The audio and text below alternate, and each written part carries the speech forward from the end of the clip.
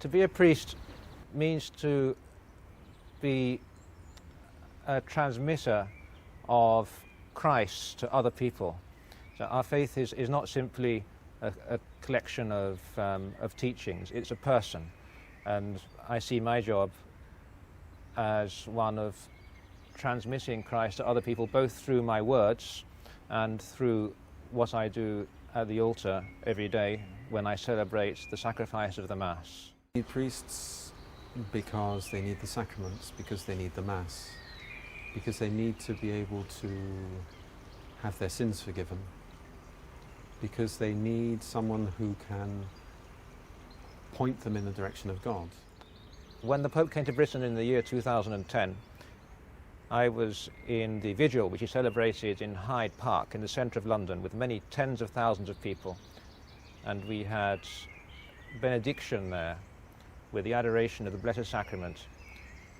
And I was very impressed, I recall, by the tremendous silence that descended on the multitude. I never thought that so many people could produce a silence so profound.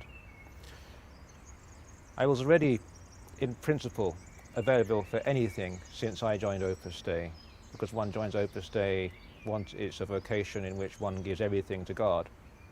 So this kind of thing was at the back of my mind, but I think it was then that it really occurred to me with renewed force that God needs priests. And says, I feel woefully unprepared, although I know I've received an enormous amount of formation and training and many, many classes.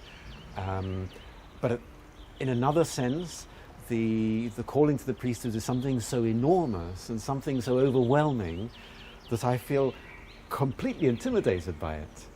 And from that point of view, I feel very much the need to learn from those who will be my brother priests, those who've had many years of experience, particularly I think experience in dealing with souls in confession and in spiritual direction, because that's something which you can't learn by the book. It's not something which is a matter of simply applying the rules and regulations. It's something much more delicate.